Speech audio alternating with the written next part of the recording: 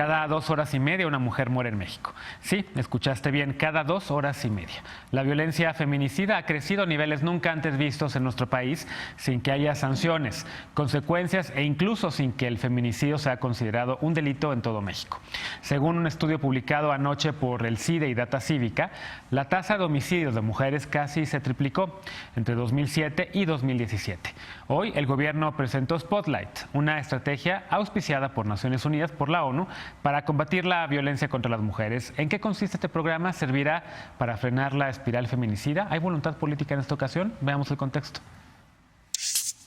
Durante el primer cuatrimestre de este 2019, una mujer fue asesinada en México cada 150 minutos, según cifras del Secretariado Ejecutivo del Sistema Nacional de Seguridad Pública, citadas por El Universal. Entre el 1 de enero y el 30 de abril se registraron 1.199 feminicidios y homicidios dolosos. Los últimos 4 meses han sido el periodo más violento según el registro oficial. En todo 2018 se reconocieron 1.142 feminicidios en el país y en 2015 610. Analistas, activistas e incluso la Organización de las Naciones Unidas han insistido al gobierno mexicano en adoptar medidas urgentes para prevenir, investigar y juzgar las muertes violentas y desapariciones de mujeres y tipificar el delito de feminicidio a nivel nacional. El Estado de México, Jalisco, Guanajuato, Veracruz, Chihuahua y Ciudad de México es donde más feminicidios se han registrado. Según el informe Claves para entender y prevenir los asesinatos de mujeres en México, presentado ayer por Data Cívica y el CIDE, esta violencia desproporcionada es producto del incremento de la violencia armada y la militarización de la seguridad pública. En 10 años, además de aumentar el número de casos, los patrones de violencia han cambiado. En 2007, los feminicidios se registraban principalmente en los hogares de las víctimas y en 2017 fueron asesinadas principalmente en el espacio público. El asesinato es la última expresión de la violencia con mujeres, según cifras oficiales. 66% de las mexicanas han sufrido por lo menos un incidente de violencia emocional, sexual, física o de discriminación. Con este panorama, es imposible para México cumplir la Agenda 2030 y los Objetivos de Desarrollo Sostenible que planteaban lograr la igualdad entre los géneros y empoderar a todas las mujeres y las niñas, eliminando todas las formas de violencia y discriminación. Para contribuir a la prevención y erradicación del feminicidio, se presentó Spotlight, basado en cooperación internacional que vincula a los 3 poderes y niveles de gobierno con la sociedad civil organizada y los movimientos de mujeres y niñas en el país. 11.8 millones de dólares, financiados por 5 organismos de Naciones Unidas y la Unión Europea, destinados directamente a 5 municipios, Naucalpan y Ecatepec en el Estado de México, Chihuahua y Ciudad Juárez en Chihuahua y Chilpancingo en Guerrero. Punto y contrapunto. Primer tema de discusión esta noche y hoy está Lisa Sánchez, directora general de México Unido contra la Delincuencia. ¿Cómo estás, querida Lisa? Muy bien, muy buenas noches. Encantada de que estamos. Y Alfredo Lecón, activista y analista. ¿Cómo estás, querida? Buenas noches a todos. ¿Quién quiere empezar? Evidentemente es un tema que los feminicidios en México los conocemos desde por lo menos principios del siglo, desde los años 90. Todavía recuerdo a muchas personas de la administración del presidente Zedillo, sobre todo a las mujeres, a las pocas secretarias de Estado que había en ese momento, ya levantando la voz y diciendo, oigan, está pasando esto. Evidentemente es un problema que a principios del siglo XXI, con Vicente Fox y con Felipe Calderón y con Enrique Peña Nieto, se ha endurecido y que evidentemente hoy en día sigue siendo un grave problema. Ahora sí habrá voluntad política, ahora sí de verdad se podrá cambiar el tema.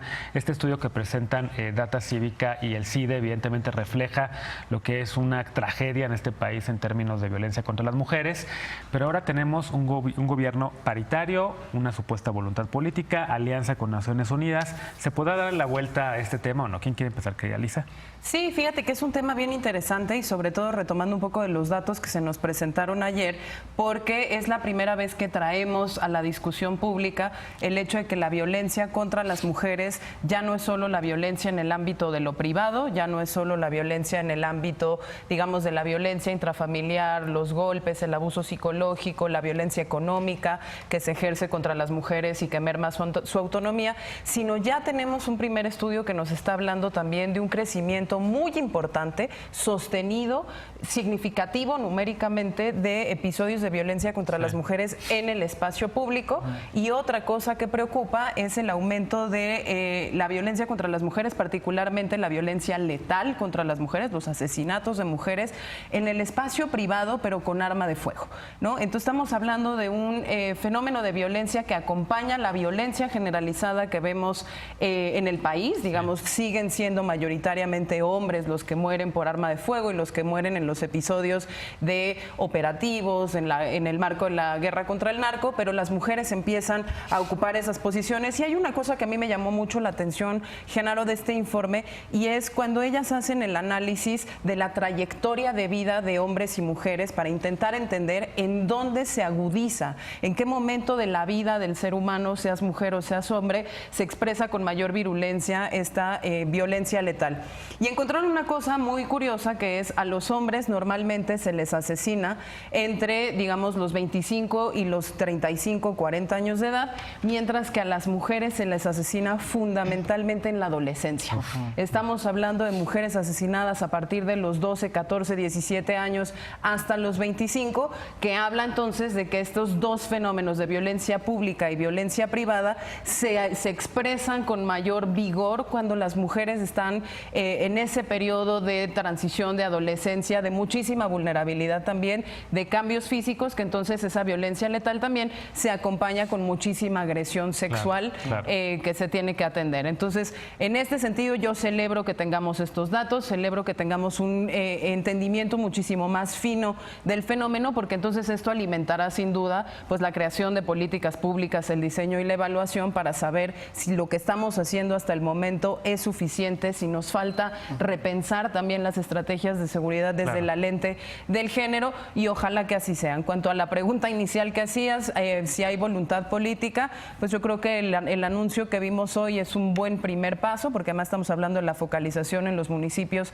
que registran más muertes de mujeres, pero sí creo que hay una discusión bien pendiente que tenemos que tener sobre el uso o el poco favor que nos ha hecho la tipificación de esta cosa llamada feminicidio, que no se entiende de la misma manera en todos los lugares, que no se inicia de la misma manera en las investigaciones. Terrible, porque entonces matan a las mujeres adolescentes en este país, o las matan o las embarazan, ¿no? Porque hay también un problema de embarazo adolescente y básicamente les roban las infancias y les roban las adolescencias y no logran llegar a ser unas mujeres que puedan integrarse al mercado laboral y por supuesto ser mujeres que puedan desarrollar su potencial plenamente, ¿no?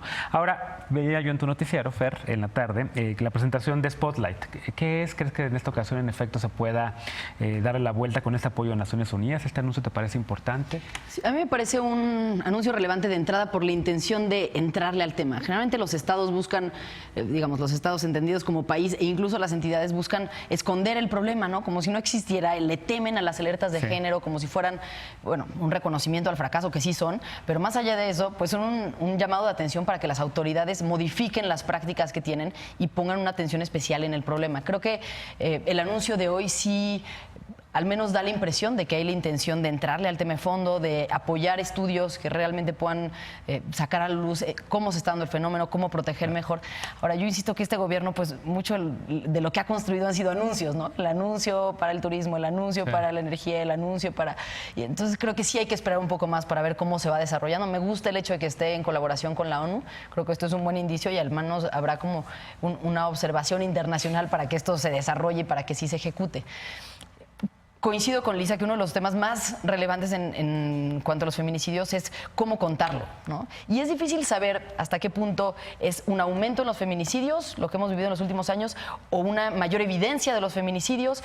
Se sigue hablando de que todavía hay muchos feminicidios que no se reportan porque suceden dentro del ámbito familiar y no se denuncia a quien los comete. Muchas niñas que simplemente se reportan como desaparecidas, víctimas de trata y que nunca se vuelve a saber de ellas, y es difícil catalogarlos.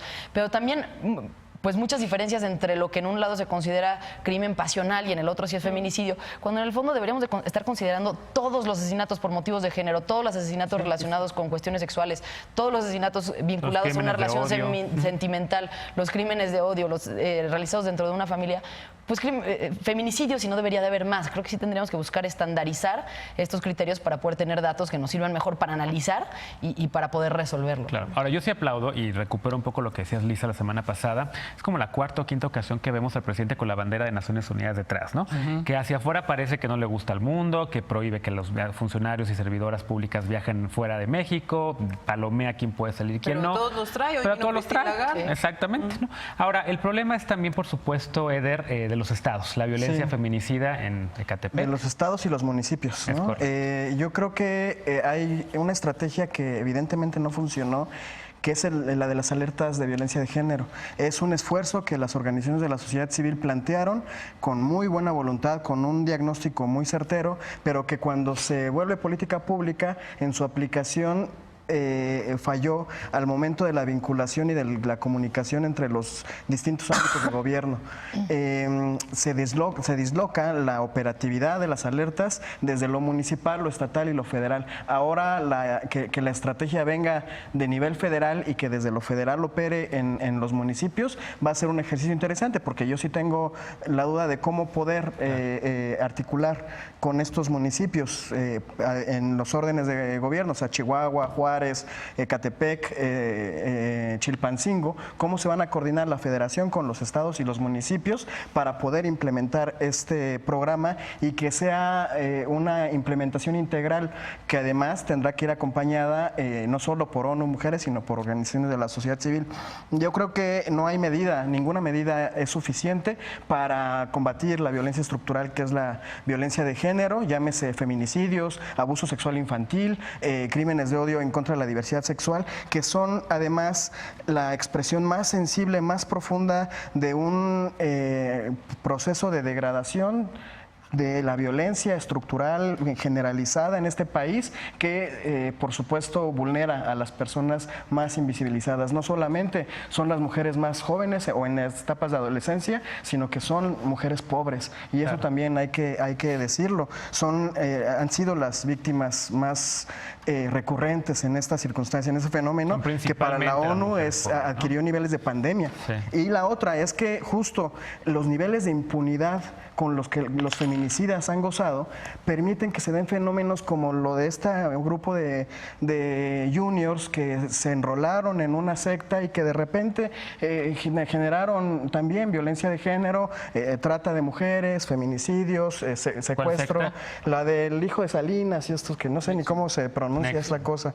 Entonces, y no solo eso, los grupos del crimen organizado, los distintos grupos armados en México se beneficiaron de este clima de impunidad, de violencia contra las mujeres. Es muy importante seguir hablando de eso, seguir generando políticas públicas y seguir exigiéndole a todos los ámbitos de gobierno y de los distintos poderes que hagan su parte en este tema de combate a la violencia de género, que es lo que más nos debería estar ocupando nuestras energías y nuestra atención. Lecona. Pues sí, claroscuros, ¿no? En lo que va del gobierno. Por un lado, cosas como las que hoy se presentan, el reconocimiento de que los feminicidios son un problema de Estado, que ha hecho el presidente. En términos de discurso, pues sí, ha evolucionado y ha sido muy, muy bueno saber eso, o escuchar esto del presidente de la República, por ejemplo, y eso hay que aplaudirlo. En contraste, y en los oscuros, pues está lo que ha pasado por ejemplo, con los refugios, ¿no?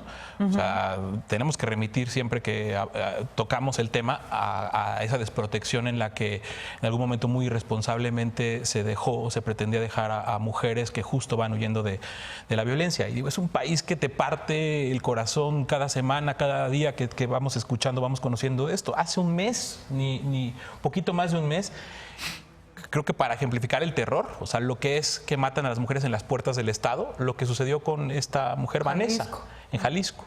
Una joven que ya venía huyendo de la violencia de su pareja, de su cónyuge, y llega a puertas de Casa Jalisco, del gobernador, por recomendación de su abogado, está hablando con un agente estatal y de repente llega el maldito loco y los atropella a él y a la gente de la policía, y todavía se baja con un cuchillo y la termina de apuñalar ahí en las puertas del Estado, del gobierno. Eso es lo que está pasando en nuestros ojos, como decía Lisa, en el ámbito público, cada vez más.